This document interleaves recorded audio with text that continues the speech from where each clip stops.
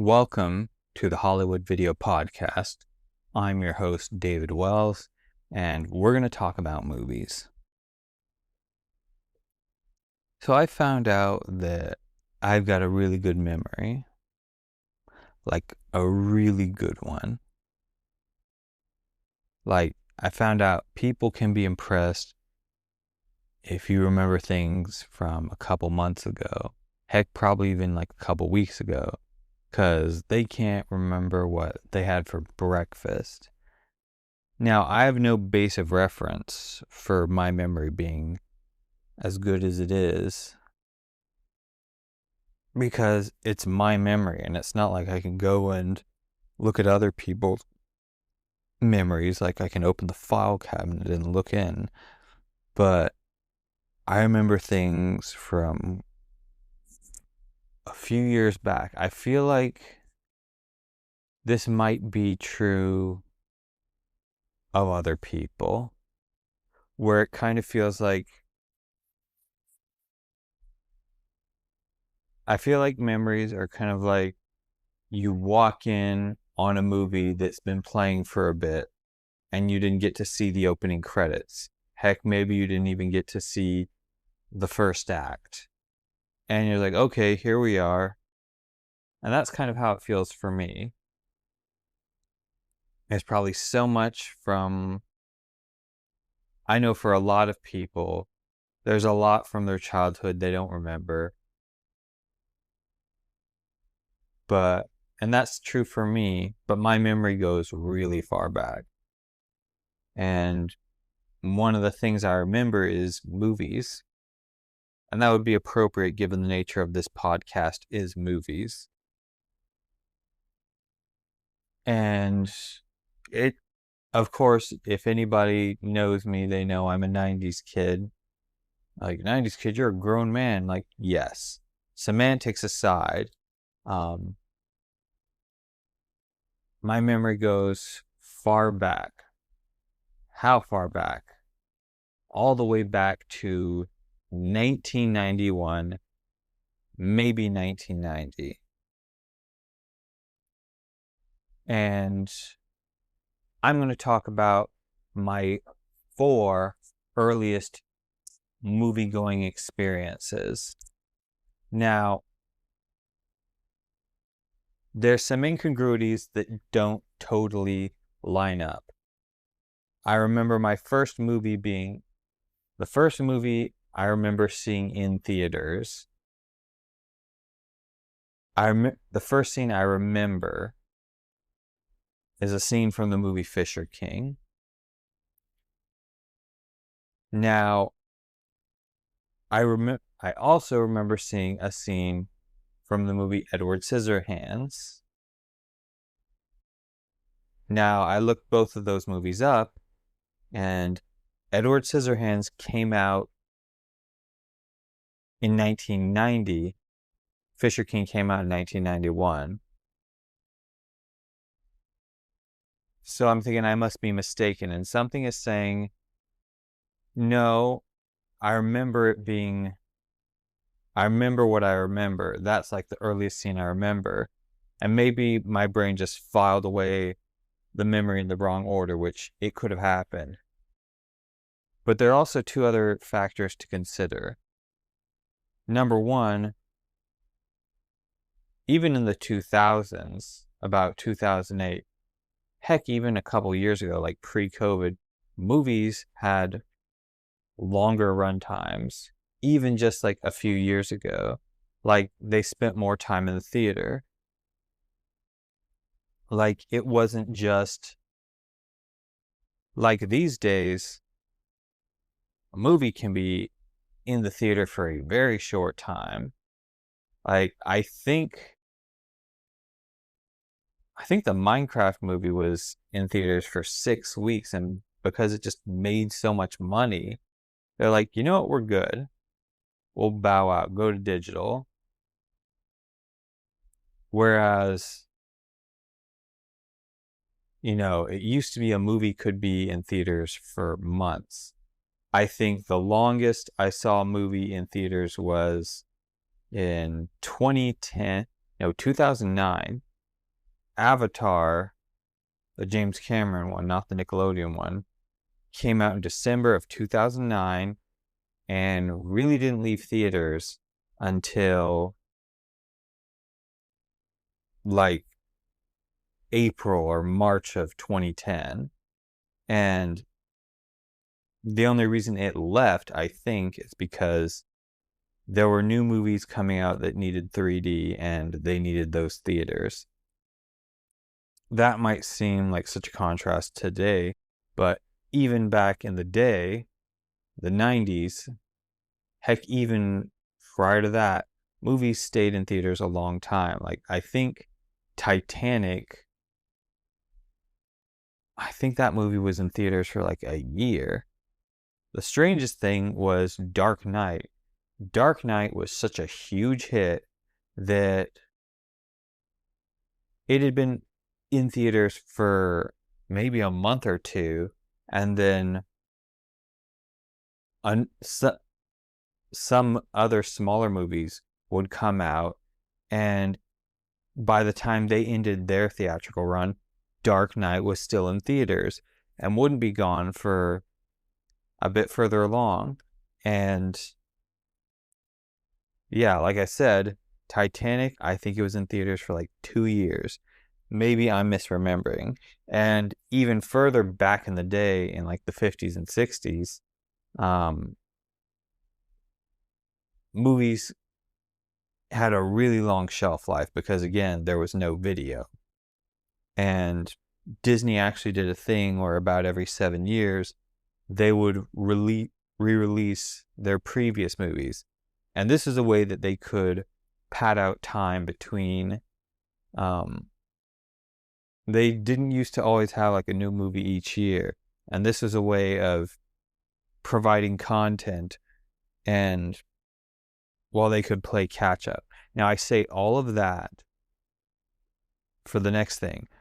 There also used to be a thing called dollar theaters or second run theaters, where when a movie wasn't the hot new thing anymore in main theaters, and I was like, I don't want to pay like this much to see a movie that's been around this long, they would go to the second run or the dollar theaters. And usually the matinee price would be like $1 plus tax, and the regular price would be something like $2. I saw so many movies. There was one movie called Perks of Being a Wallflower. I saw that movie 5 times at the dollar theater. I think I spent more money on gas going there. So why is that all important? And I've gone really long about that. While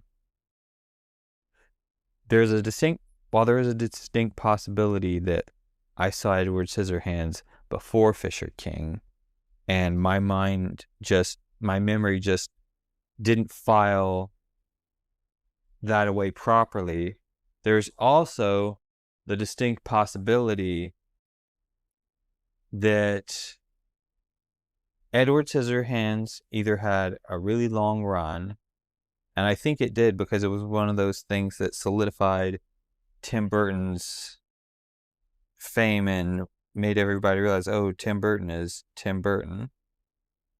It could have had either a really long theater run, and we saw it in that, and there's 2 possibilities that happened.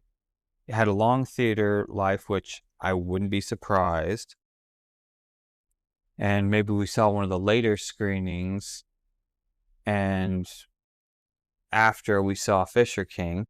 And another thing which I feel is likely is we saw Fisher King first, and then maybe saw Edward Scissorhands at the second run theater. I can't remember that specifically, but it would explain why I feel so insistent that I saw Fisher King first. Now, I can't remember the rest of the movies, like what order I saw them in. But we're going to start off with the Fisher King. It's funny, I haven't made a movie properly in like a while. I've made comeback efforts, but I don't want to disrespect the actors who I've worked with, and it's certainly not anything having to do with them. It's more my direction.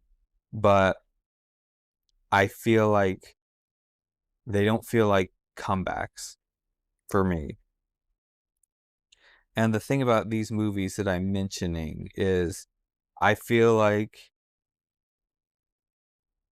if you look at when I'm making movies, and you can tell that I'm really trying to make a movie, and if you go back and watch these movies, you can see so much of my DNA in them. So that's why we're going to be talking about them today. So, while I can't remember exactly in what order I saw these movies, we're going to start off with The Fisher King. So, the first movie I remember seeing in theaters, it's probably not the first movie I remember seeing ever because, again, as I mentioned in the pilot episode, we all kind of lived and died by the VCR. We didn't have a ton of money, but we watched a ton of movies on video. One small tidbit about me. Apparently, I used to have, as a little kid, I used to have problems making the V sound. So, according to my dad, I wouldn't say video, I would say video. And he used to be like, video, video. And yeah, so that's a funny little thing a kid would do. And like, so there's this, so I'm pretty sure we saw this at the Dollar Theater. So it's 1991. The Dollar Theater, which to this day still exists, but now it's just a slightly cheaper first run theater. It is the early 90s, coming off of the 80s, and the calendar might say the 90s, but the decor and the decoration of this theater, even well into the 2000s, said 80s, 80s, 80s. There was bright, oversaturated, gaudy colors everywhere. Neon, neon, neon all throughout. And people complain about social media like hardcore vying for your attention. But this was that in real life, but in a way more pleasant. Now, the auditoriums were nothing to speak of. A modern audience would probably look at those auditoriums and say, you guys watched movies in these things? Because these seats were not designed for comfort. When you go to a movie theater today, you get a big, comfy recliner that you can lay back in, and people will bring you food. Oh, and you reserved this seat. That's what happens today. Like, I don't think you can go to a theater where you don't reserve the seat. But if back in the day, and we're not even talking that long ago back in the day, I think as recently as like the early 2010s, there was like, maybe I'm wrong, but as early as the 2010s, like the early 2010s, it was not a given that you would reserve your seat. Like, if you went to go see a big popular movie, you guys better have gotten there early to get enough seats so you could all sit together. Online ordering has basically solved that problem. But yeah, so the seats, there were varying levels of terrible and not terrible. But the great thing about these kinds of auditoriums that were nothing special, nothing aesthetic, they were so run down and shabby by today's standards, but at the same time, they took you to somewhere magical, whatever the genre was, whether it was just a fantasy piece where you went to another world, or some banal rom-com that took place in a city in real life. It didn't matter. It had the ability to transport you somewhere.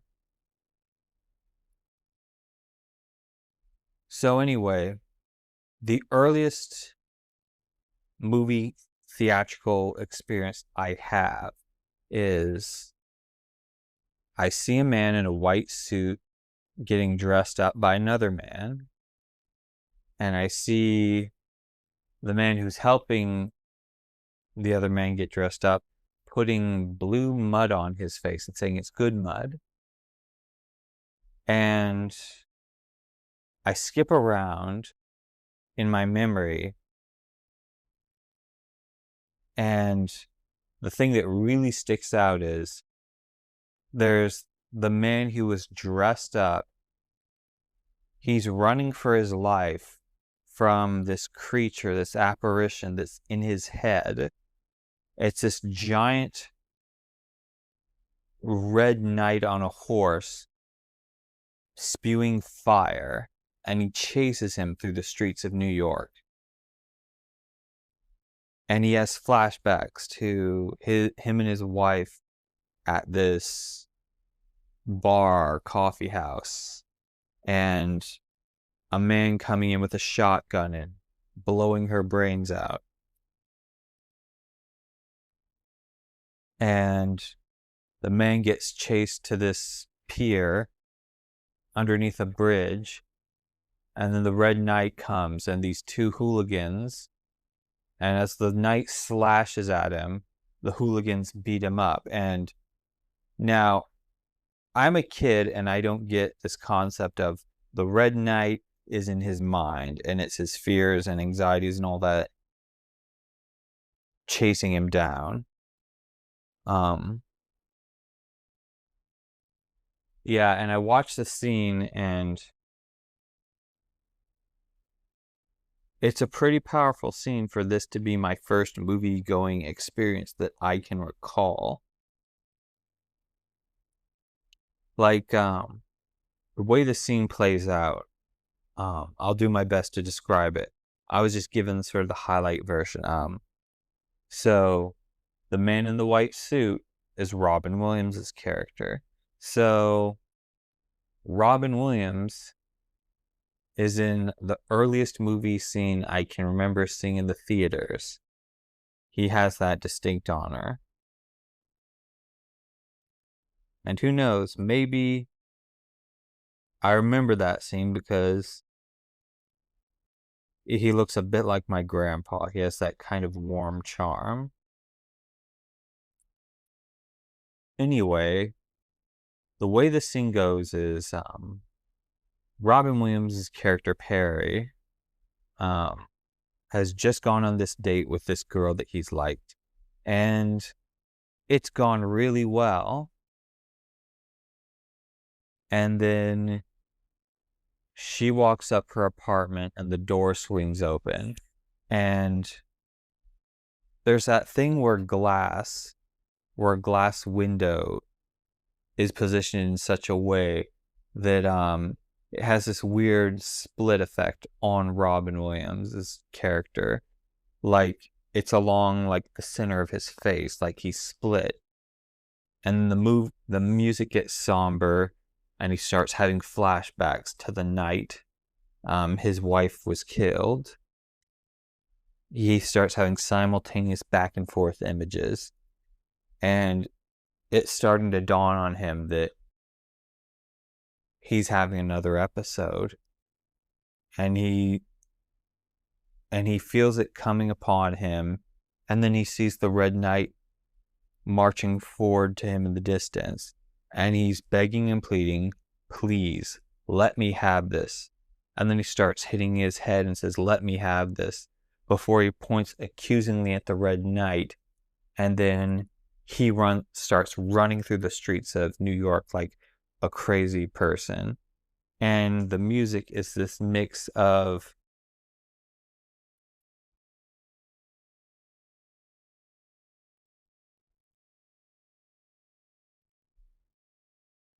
and anyway, he's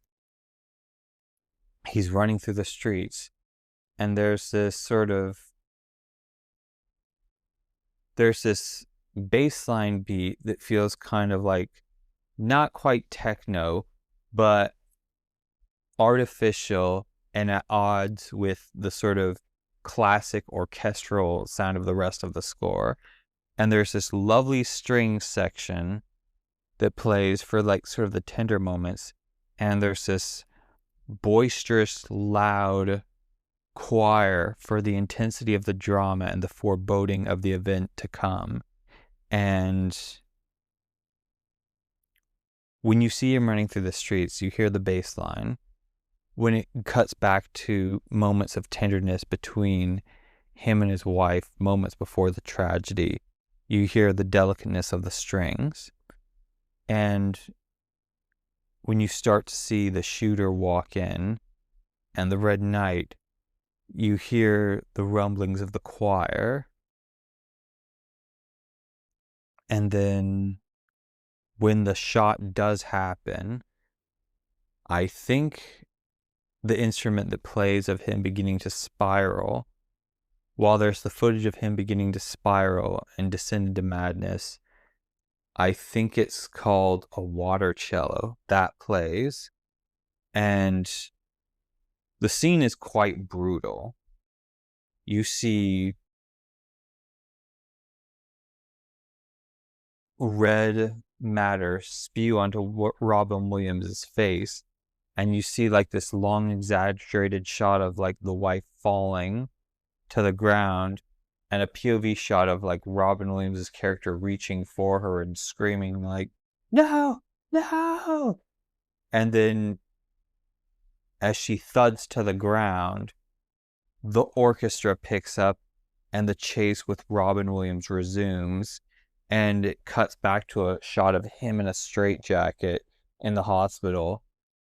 And then he gets chased down to the pier where the moment happens. And that is the earliest scene I remember seeing in the theaters.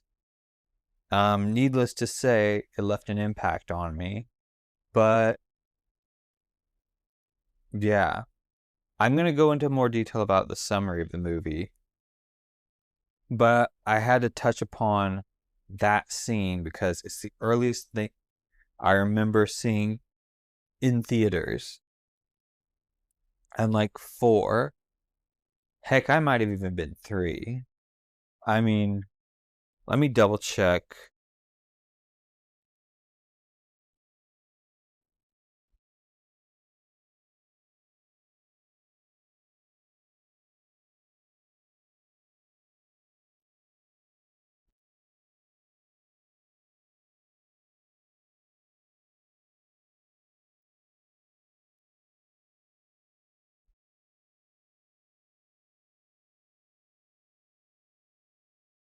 But anyway, hold on. Alrighty. Let's see. When did this movie? Okay, I had to have been 4 years old because this movie came out in September 20th, 1991. My birthday is in July. So I was 4 years old, and this is the earliest scene I remember. So, what is the whole movie about, and why does it feature one guy helping Robin Williams' character dress up, and featuring Robin Williams' character Perry losing his wife and being chased by a red knight through the streets of New York? So the movie is called The Fisher King, and the story of the Fisher King is in a scene So there's an old story called the Fisher King from like ancient myth, that Perry says that a key point in the movie to Jeff Bridges' character. Jeff Bridges is the guy who's trying to help Robin Williams' character. There's a scene where he says the story of the Fisher King, where there's this king. I hope I'm recalling this right. Forgive me if I don't. But anyway, there's this king, and his mission is to find the Holy Grail. And he sees it in this fire, and he reaches for it, but his hands burn, and he just goes to a dark place. And he gives up on life and himself. He gives up on everything. But then one day, the fool, the clown, the entertainer shows up into his courtroom, and he hands him a cup to drink something from, and the king looks and he sees that it's the Grail, and he takes it and drinks it, and he's healed. And he says to the fool, "How is it that you, a fool, have brought me what my best and brightest couldn't have?"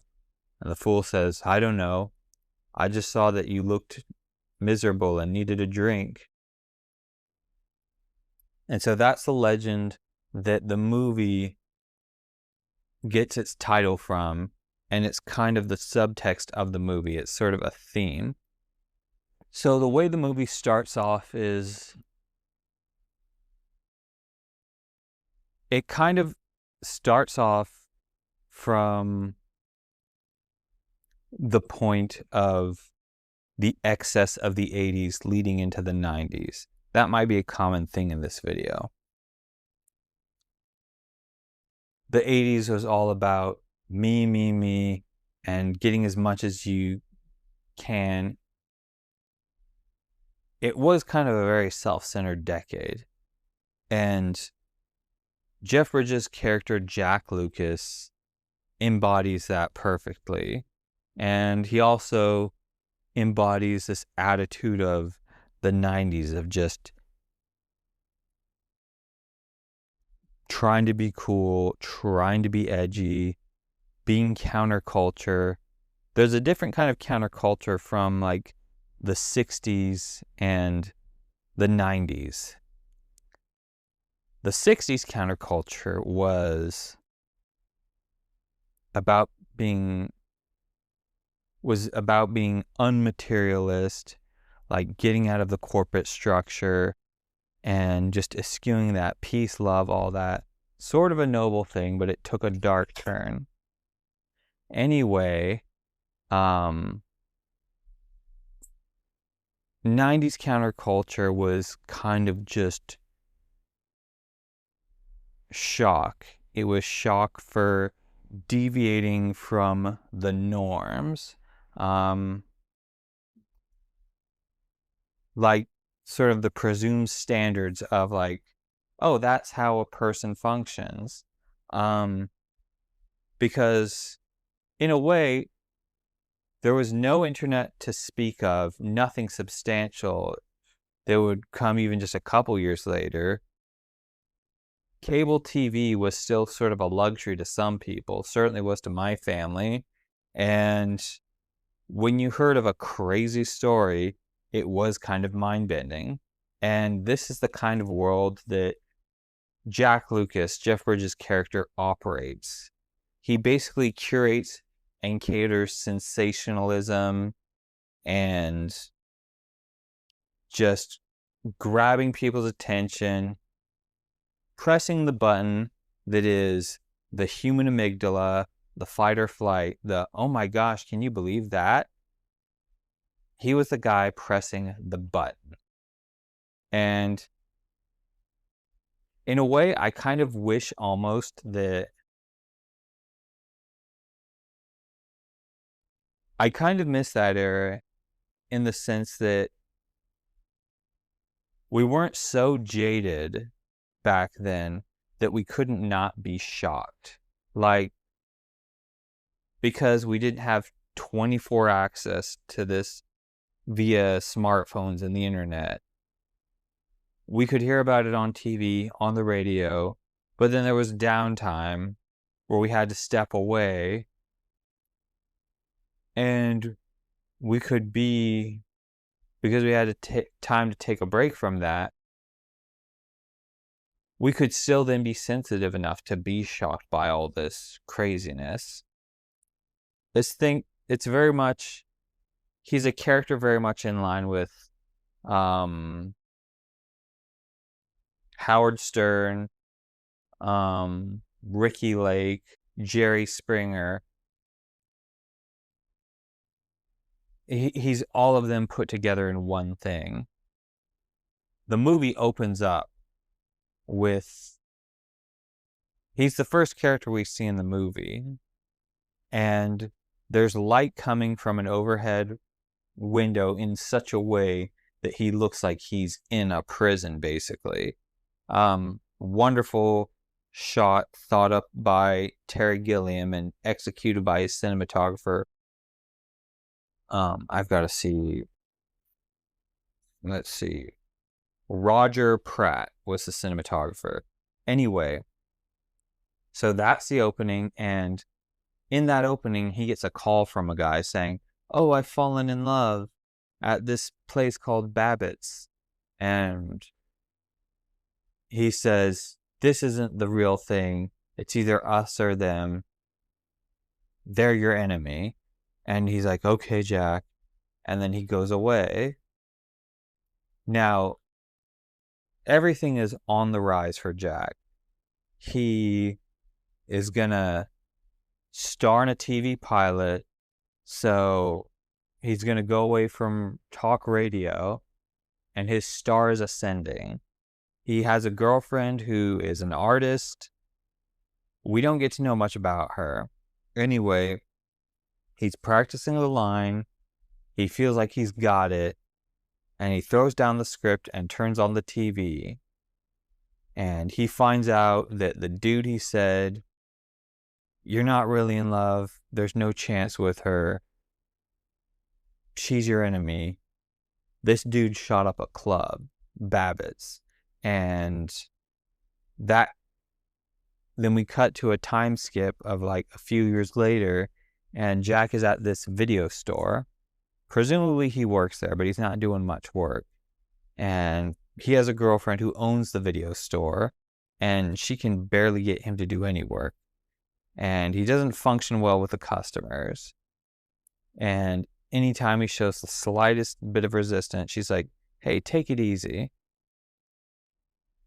Now, you would think he's gotten fired, he got canceled by 90s standards, but we find out later on that he wasn't.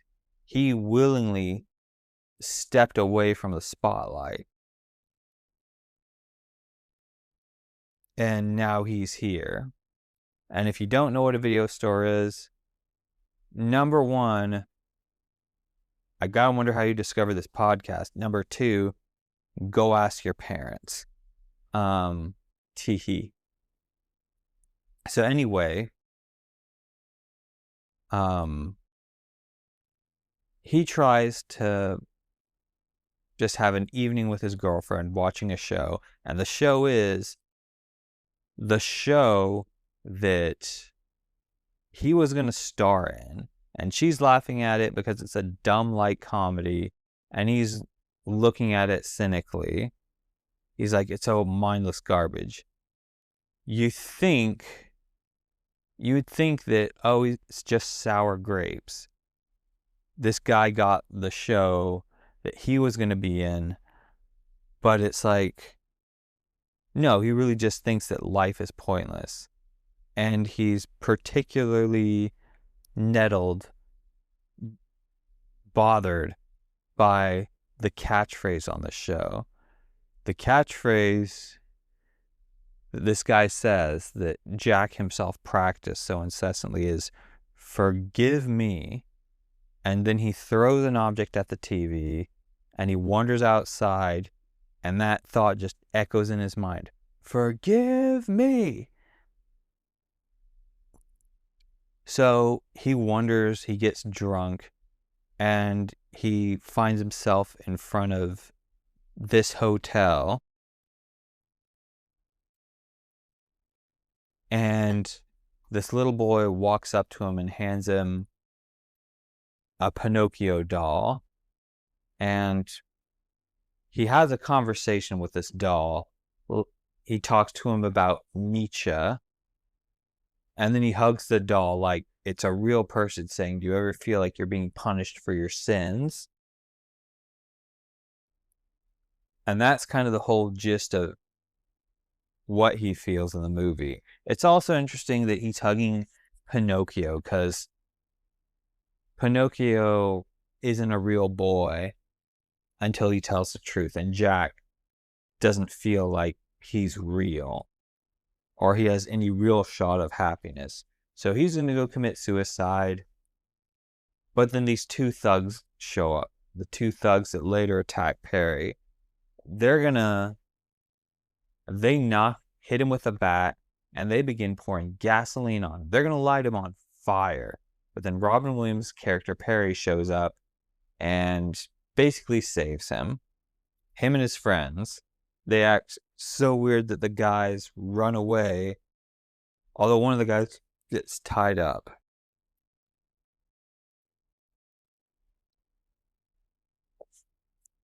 So this movie kind of comes out at sort of peak Robin Williams-ness. He had done comedy in the 70s and 80s. He had ventured into various dramatic roles, what with Dead Poets Society. Aladdin was just around the corner. And this movie is kind of the perfect compilation of all of Robin Williams's range. There's the manic clown, the sad clown, the thoughtful, despondent clown. It's just, you could see this one movie and it encapsulate all of Robin Williams' career. So Robin Williams, yes, so Jack Lucas, Jeff Bridges' character, finds out that Perry is living in the basement of this hotel. And he finds out from the landlord that that Perry lost his wife at this club that got shot up. And he realizes that it's the same club that guy he gave bad advice to went and shot up. So he feels guilt-ridden. One of the interesting things is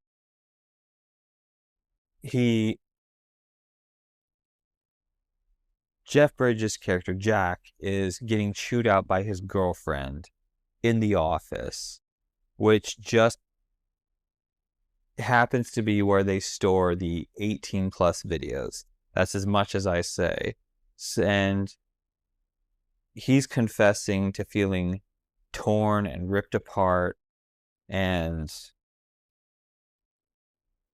it's in the section that is all about artifice and false intimacy, and it just contrasts perfectly.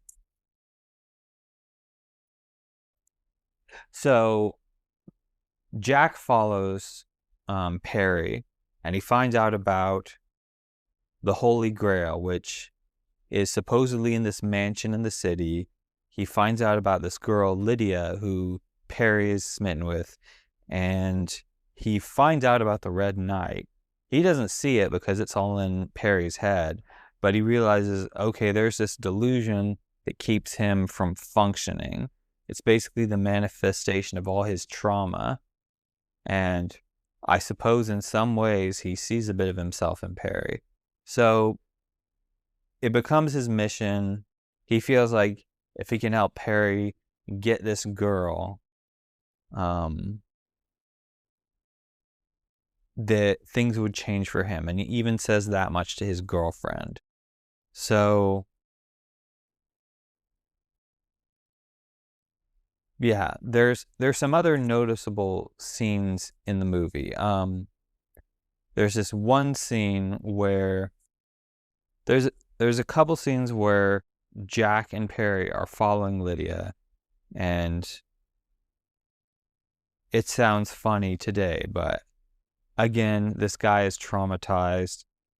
Maybe he sees something in her that he saw in his wife, and he's just trying to grasp for something to make himself better. I think anybody who's gone through something horrible, they do something like that. So there's this one scene where they go through Grand Central Station, and as Perry looks upon Lydia and follows her, in his mind, everybody in the Grand Central Station terminal start ballroom dancing together. And then once she gets on the train, reality snaps back and everyone stops. And it's this sort of perfect visual metaphor of what limerence and being infatuated and smitten with someone feels like. And yeah, it's the scene alone, along with the scene mentioned before, it perfectly complements the talents of the cinematographer Roger Pratt and the composer George Fenton.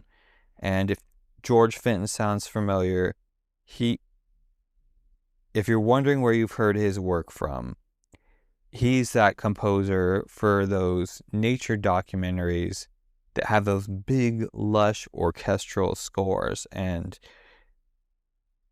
you could be mistaken for thinking they went to like a stock library of great big orchestral pieces, because that's what Terry Gilliam and Terry Jones did in Monty Python and the Holy Grail. But all the music is completely original in this.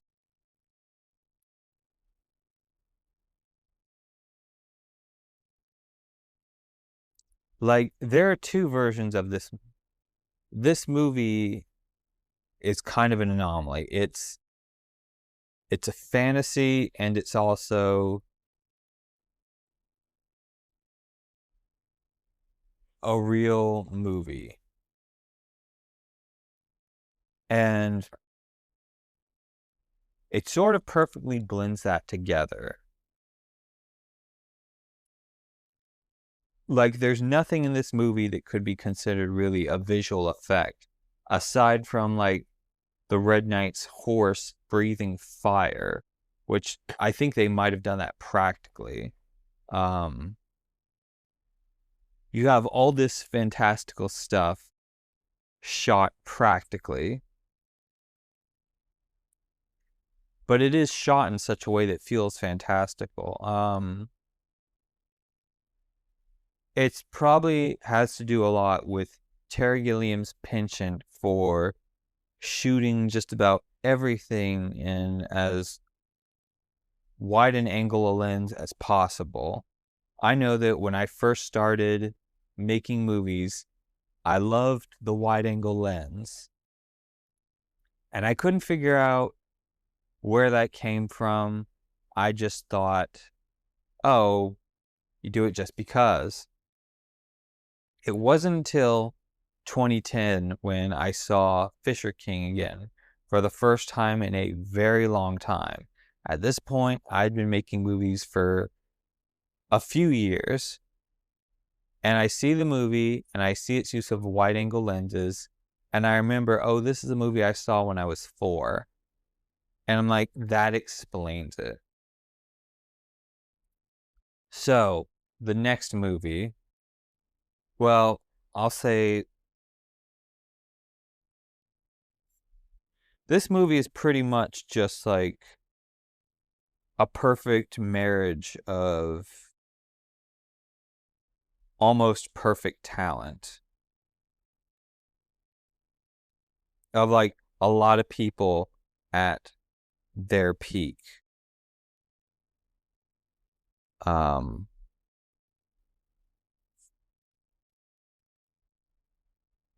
And it's worth mentioning, going over like all these people's accomplishments. Roger Pratt has been a cinematographer on so many films.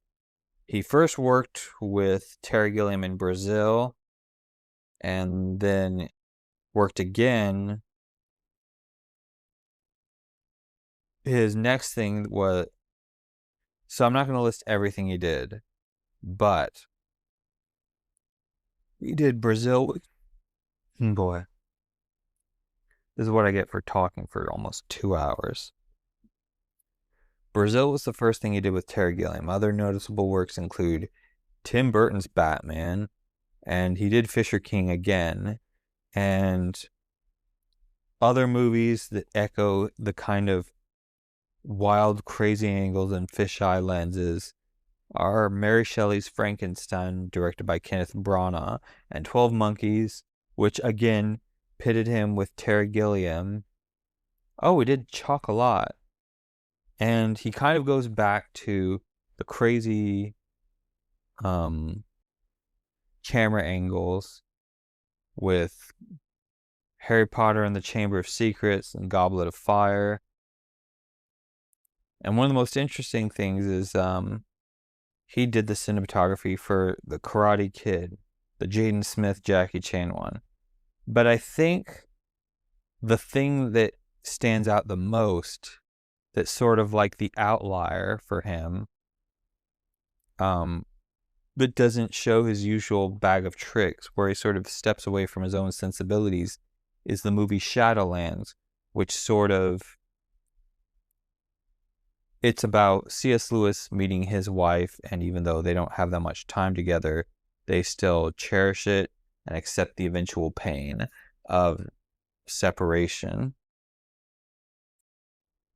And apparently he passed away in fairly recently, 2024, and I'm kind of baffled that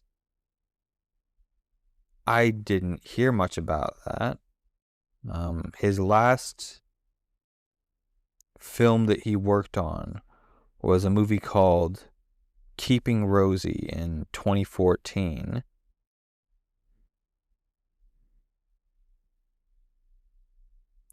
And yeah, that was like the last thing he did. So he didn't make another movie for another 10 years. But anyway, spoiler alert, so Robin Williams' character Perry, he doesn't die. I would encourage you to go watch the movie, but I'll go ahead and say how it ends. So Perry winds up in a coma after the attack.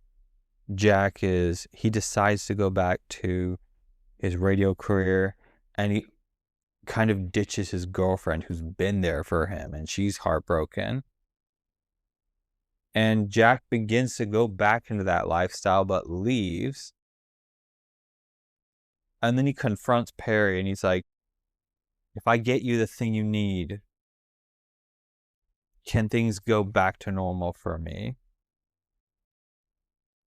So what Jack does is he dresses up like Perry in his attire, and he goes to the mansion that has the Holy Grail. He gets in there and he sees the Grail, but then he sees the guy, the owner of the mansion, and he's having a heart attack. Or he's like in some state of duress. So Jack is like, oh shoot, what do? I can't call the cops. I can't stay around. I've got my own guy that I've got to worry about. So I was like, oh, I'll trip the alarm. Somebody will come and help him out. And he does that. And there's even a scene where there's a newspaper that says, would-be robber saves billionaire's life, or something to that effect. And the movie sort of the culmination of the movie. I mean, afterwards, Jack apologizes to his girlfriend and makes up with her. But sort of the culmination of the movie is Jack goes back to Perry. he placed the grail in his hands and he falls asleep in his bed. Or he's just exhausted. And Perry slowly, he feels the grail. He feels it. He clasps it. He realizes what it is. And he says I'm not going to get it perfectly, but he says to Jack, I really miss my wife. Is it okay for me to miss her? Or it's just this beautiful thing. And you get the feeling that he's back. He's gotten past his trauma, or he's like going to start to get past it. So that was the first movie that I remember seeing in theaters, and I went on it for a lot longer than I thought I would.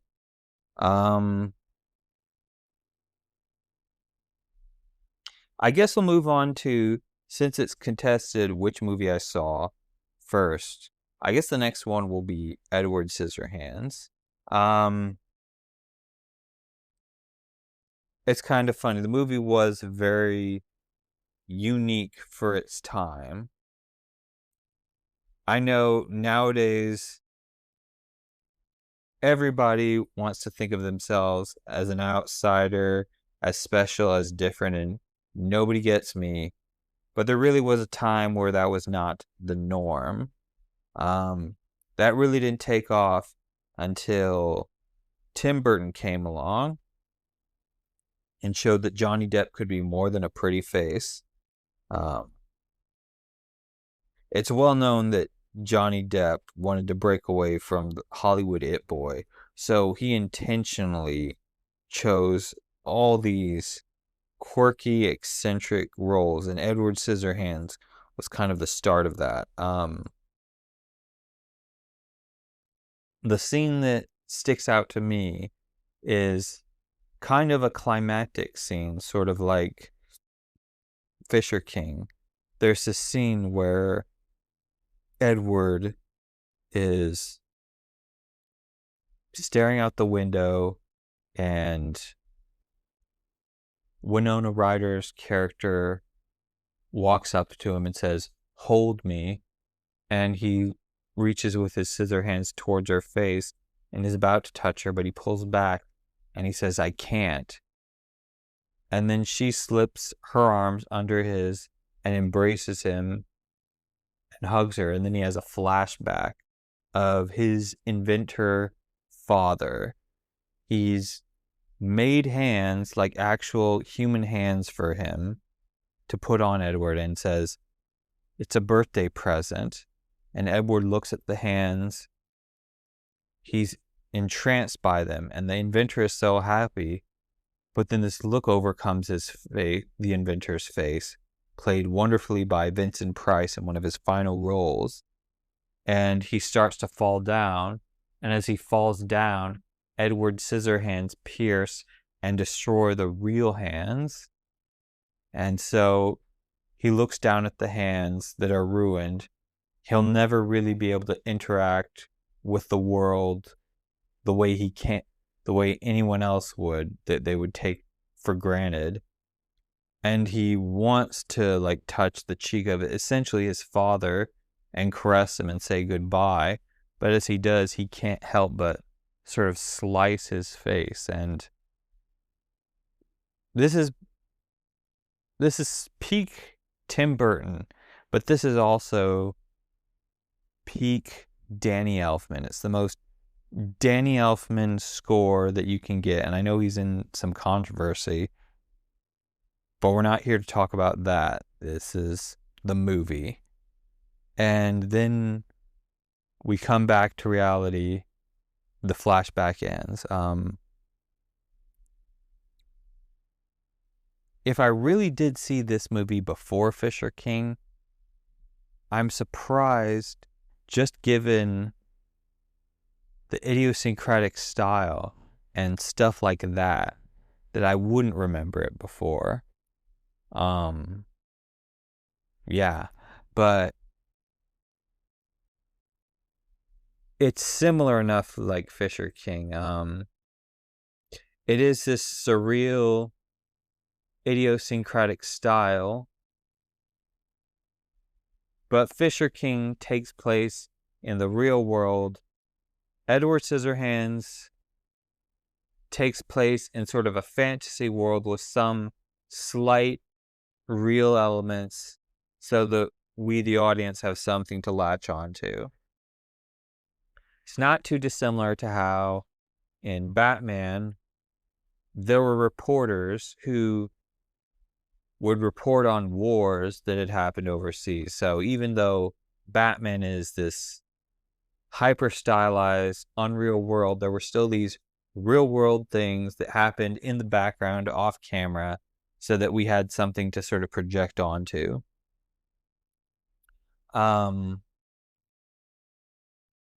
This is definitely sort of wish fulfillment. Edward is very much sort of an insert character for Tim Burton, and you get the feeling that the Scissorhands are his creativity, his artistry, all the things that kind of make him a different person from everybody else and maybe make it hard for him to relate to other people. And one of the things that really makes the case for this being Edward being a Tim Burton insert is the fact that the Scissorhands make it hard for him to interact like a normal person, but they're also the thing that allow Edward to stand out. He starts trimming hedges and bushes and greenery in a very artistic, grand way, and people pay him for that. And then he starts to do that for like dog grooming and then eventually people. And so he starts to build this reputation for himself. And we get to see a flashback more than a couple times in the movie. There's a flashback of Edward and his father, the inventor, played by Vincent Price. So I guess we see that, so it explains how he seems to be not completely socially inept and can interact with people somewhat. Although clearly he's traumatized and isolated, which I'm guessing Tim Burton felt that way.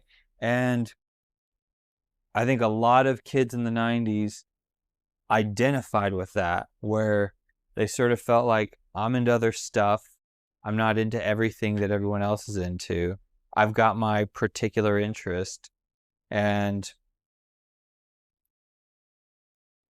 perhaps maybe Tim Burton could have only taken, his career could have only taken off in a pre-internet era, because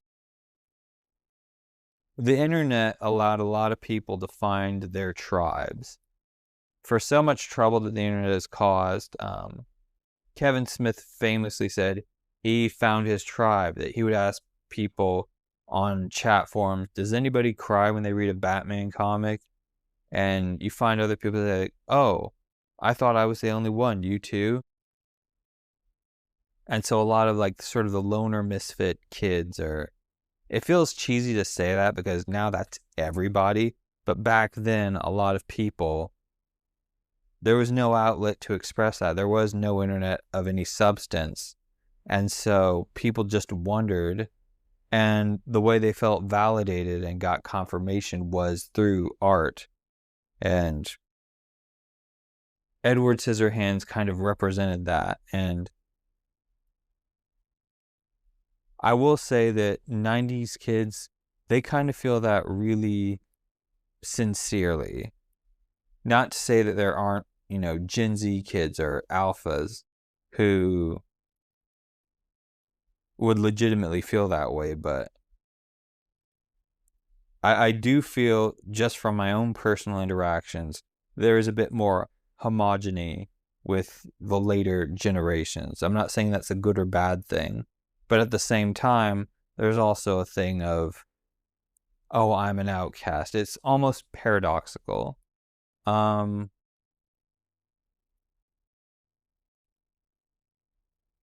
So this was kind of peak Tim Burton. He basically does everything that he ever would do in this movie, and you can see references all throughout his work of like sort of the tortured creative.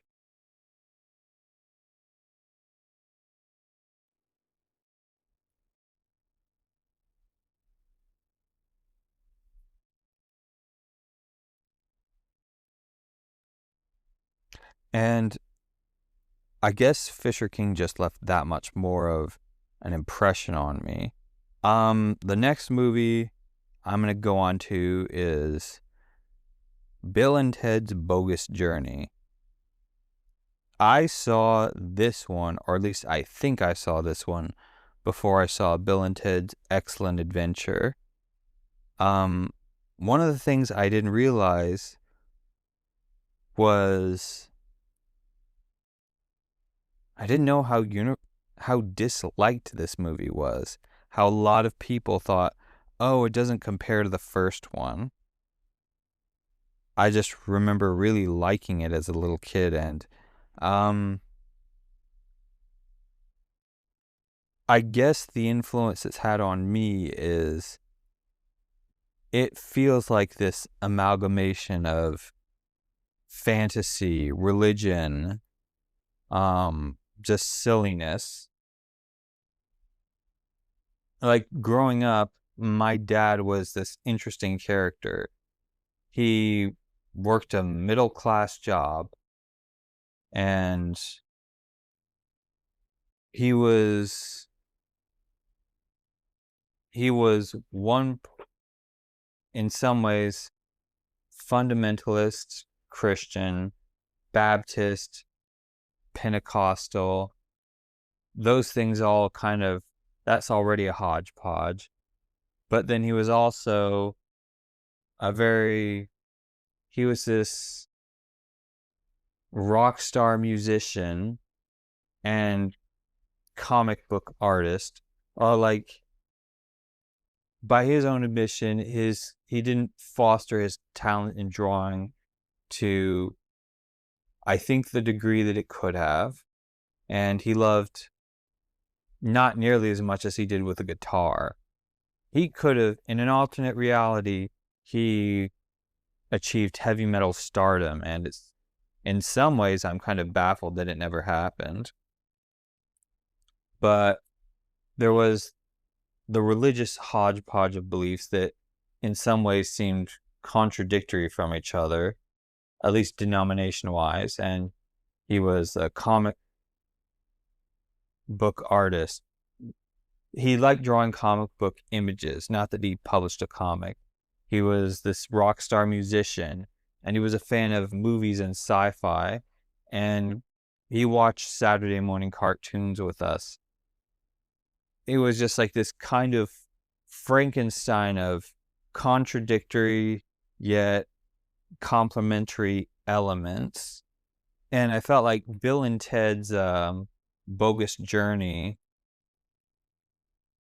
it basically was that very specific moment in time of like my dad. And the thing that I remember is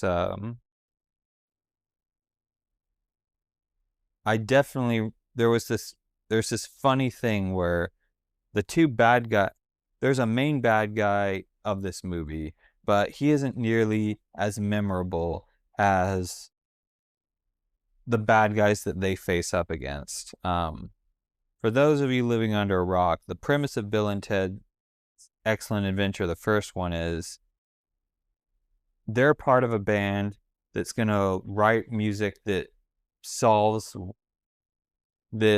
achieves world peace and propels humanity forward. In their timeline, they're in danger of flunking class and getting separated, so people from the future send this sage named Rufus, played by George Carlin, to go back in time and make sure that they pass their test. And they go through time in the machine, and they collect historical figures, and they have a wacky adventure. In Bill and Ted's Bogus Journey, they go a different route. they like there's this evil guy who sends evil robot versions of them back in time to kill them and ruin their legacy. And a fair amount of the movie takes place with Bill and Ted being dead and them going through the afterlife. And their best friend is the Angel of Death. They wind up going to hell and getting attacked by their worst nightmares. And then finally they call out to death, and they do this thing where they play, in a reference to Ingmar Bergman's Seventh Seal, they play games against him, and he has to help them get back to life. So then they go to heaven, and they get these two weird creature scientist things to help them out. Then they go back to life, and they go about setting things straight. So the evil versions of themselves, they call the evil robot us's, and that's just so grammatically such a train wreck that it can't not be funny. So they're like, wait a minute, there's evil robot us's. What if we make good robot us's? So they like break into a Radio Shack or something. They have the weird scientist creatures make good robot us's, and they look like you would think they'd look. Like, whereas the evil robot us's are just, Alex Winter and Keanu Reeves playing them bad versions of themselves. The good robot us's are prosthetic suits that obviously look like robots. And the way the movie culminates is they go to this rock concert that the evil robot us's are ruining, and that's going to screw up the future. But then they, along with the Angel of Death, the inventor creatures, and the good robot us's, they show up. The good robot us's destroy the evil ones, but then the main bad guy from the future shows up, and they do this back and forth thing of going through a time machine to preemptively set up traps. And then them from the future show up to play and win the contest. And it ends with a montage of them propelling humanity forward. There's not a lot to say about this movie, other than it's a surreal, bizarre fever dream of a movie that goes in all sorts of directions, even more so than like the first one. And the movie ends with them playing a cover version of the Kiss cover of that song, God Gave Rock and Roll to You. And I guess what makes this movie special is, like I said, it's this sort of Frankenstein amalgamation of everything that was kind of core to my childhood. Religion, art, hard work, and just so many things that don't go together somehow perfectly matching up in such a strange and unique way. And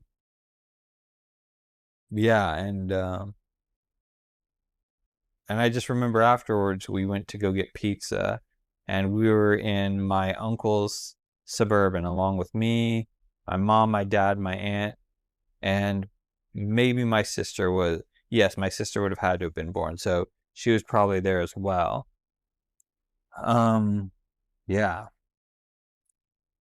So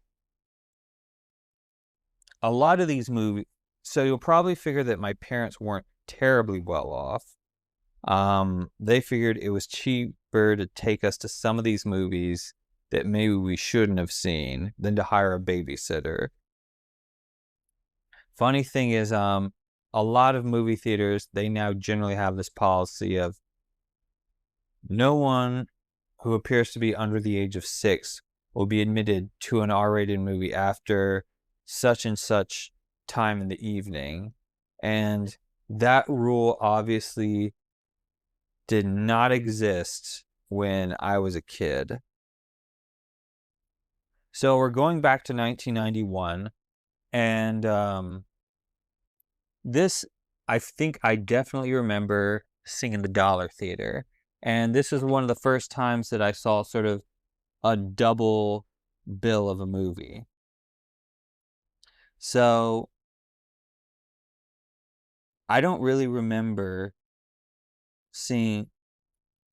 So I saw Terminator 1 the same night that I saw Terminator 2 Judgment Day. And I hardly remember a thing about seeing Terminator 1 other than Sarah Connor driving off in her pickup Jeep into a dark, cloudy horizon. I remember that, but not much else of the movie. I do remember thinking like, okay, that was pretty good. I guess it's time to go home. But as we were outside, my dad says like, yeah, we're not going home. We're going to see another movie. And I remember that blew my mind of like, you can do that? You can go to the movies, see a movie, and then see another movie? And it's like, yeah, there's a sequel. They made another Terminator movie. It happens after this one. I'm like, whoa. And so we wait a couple minutes. I think somebody came to join us. And then we went back into the theater. And this is the one that made way more of an impression on me. I think even before I got into filmmaking, when I would read children's books, I imagined them as perhaps a bit darker and grimmer and more dramatic than the authors would have envisioned them. I remember that's how I read Berenstain Bear books, and I remember, this sounds super lame, but I remember I liked reading those Mary-Kate and Ashley Olsen mystery books. And in my mind, I pictured like sort of a real movie happening, just happened to have the Olsen twins. And so I saw that some of those books got turned into videos at the video store. I'm like, oh, cool. The video version of the book I read. And I actually remember asking those to be rented from the video store, watching them and thinking, this is not at all what I pictured in my head. Why are they singing? And no, this is not how I would have done it. That was perhaps one of the earliest inklings of me being a filmmaker before I realized it. And perhaps the reason why I had such a different vision is because of Terminator 2 Judgment Day. And that's probably going to be, this is going to be the movie that we cap this podcast with. So, if you've seen the movie, then you know about the opening.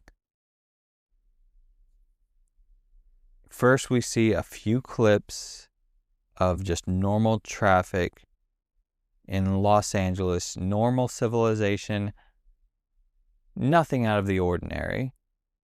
And then there's this sound of a this crescendo of a sound, and then we cut. And there's this almost graveyard of a city with ruins and human skulls. And then you see a metal foot crush one of the human skulls. We pan up and we see the T-800, this metallic skeleton looking around, and there's lasers going off. And this is so inhuman, like nothing you'd see. And then you see soldiers running, getting shot with lasers and then falling.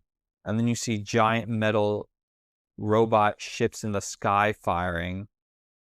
You just see this whole chaotic scene of a war that doesn't quite feel like a war, And I think I remember at that time, there was something that I didn't quite get.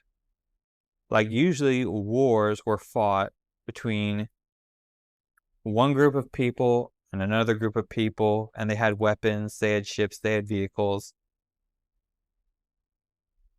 But what seemed odd or irregular to me was, it's just the machines are nothing but the vehicles, the weapons, attacking the people who did have weapons and vehicles, but they were people. And then, of course, the movie happens, and I didn't know that the T-1000 was this visual effects masterpiece, or that I was seeing the beginning of the digital age of visual effects. Perhaps because, quite rightly so, they realized that visual effects were in their infancy so much that they relied as heavily as possible on traditional practical effects as possible. And when they just couldn't with the traditional and practical, then they relied on CG, but only so sparingly. I often get asked, what is my favorite movie? And I really feel like that's a contextual question with a contextual answer. But I always feel that Terminator 2 Judgment Day is up in there. Now, John Connor in this movie, I feel like he is the kid that my dad didn't want me to act like at all. He's snarky, disrespectful, doesn't listen to his caregivers. He's a total brat in the movie, and I was not allowed to be anything like that. Maybe that's one appeal. Also, he was able to ride on a bike, like a motorcycle. What can I say? There's just action set piece after action set piece. There's also this great story. Sarah Connor is perhaps the best example of a trauma victim in any movie, because she's just on all the time. She has this sole mission. She is constantly fighting a war, even if nothing is going on. Even when she acts jovial and friendly to people, you can still tell that something's going on in the background of her mind. And this is like a great drama without it being a melodrama. Great performances, great story, great visual effects, great practical effects.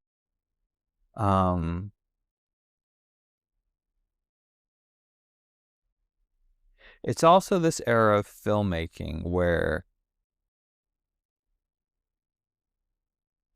there's an argument to be made that digital has somewhat ruined filmmaking in a way. It certainly has helped, but this is an era of filmmaking where you really had to know your craft. Especially in terms of cinematography. A DP could not just look at a screen and then make adjustments on a camera like he could with a digital camera. The DP had to know, okay, I have a film stock with this emulsion, with this granularity, which is balanced for this kind of light. And if I want to look this way, I'll need this kind of light at this temperature, and we'll have to either diffuse or reflect it this way. And he had to have a lot of this in his head to know, like, this is what the image is probably going to look like. 9 times out of 10, he's like, yeah, I called it. On top of having to factor in visual effects coming in later. It's a type of filmmaking that, with the introduction of digital cameras just barely a decade later, I don't know that we have this kind of discipline anymore. I don't know that filmmakers have this kind of, you got to be well-versed and well-known in your field in order to get results that look this beautiful, because I'll be honest, there's a lot of films that don't look beautiful the way they used to. And I think the ease of like, oh, our films are digital. Oh, that doesn't look right. Let's add this thing in, or oh, we can fix that in post. I think that Ridley Scott's cinematographer for Gladiator 2 said as much. He echoed that kind of feeling. So I'm not just spouting nonsense. This has been called one of the greatest action movies of all time, but it's also one of the most poignant and emotional. I don't think there's such a thing as a bad actor in this whole movie. Yeah, everyone's performance is perfect, and Arnold is perfectly cast as the Terminator. In the first one, the thing with Arnold is he's basically playing a machine that learns to become human, and you get the feeling that it basically just fits within his range. Like, you never see him weeping and stuff. He seems kind of flat and monotone, but then there are moments where you get a sense of something else. Like, there's the climax of the film. I feel like that's the commonality of all these movies, is the climax. There's a scene, so the way the movie ends is, and again, I would recommend that you go see all of these. They've just defeated the T-1000. He's done. They're trying to prevent the future of the war with machines from happening. So they take a Terminator arm from the first one, they toss it into this pit of lava, and they take a chip from that Terminator, they toss it into the pit of lava, and they think, okay, everything's good. But then Arnold's Terminator says, no, there's one chip left. He points to his head, and John Connor is like, no, you can't do this. I order you not to go. And he's like sobbing, saying, I order not to go. And the T-800 says, I now know why you cry, and it's something I could never do. Basically acknowledging that for as human as he appears, and you think he's human, he's still nothing but binary and programming. But of course, we've anthropomorphized him and projected our humanity onto him. And so we have this connection, and so do the characters. And then he looks at Sarah Connor, who's looked at him with antipathy and suspicion this whole time. She reaches out her hand to shake his, and then he gets on this platform to be lowered into the lava, and he says goodbye. Sarah presses the button, he's lowered, and the movie ends. It's this tragic, I think one of the reasons why the movie works so well, aside from the great action scenes, aside from the great story, aside from the special effects, it really is a story about dysfunctional people coming together to be a family, and then overcoming a hardship, the T-1000. And eventually, as all families do, they lose one another. And it does so in a really wonderful way, one that leaves an effect on you. I mean, it certainly left an effect on me.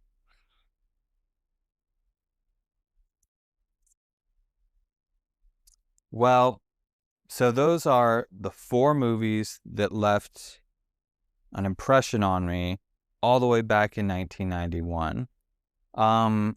It's currently the year 2025, so it's 30-something years later. I guess that's what great cinema does. Maybe I'm just biased to the films that I grew up with, but it kind of feels like it's harder and harder to find great cinema, great movies. But then again, maybe I'm just not looking hard enough. Well, this has been the Hollywood Video Podcast. Go out, see a movie, whether you rent it online, rent it at a video store if you can find one, or you go see one of the movies. Have an awesome evening. Bye.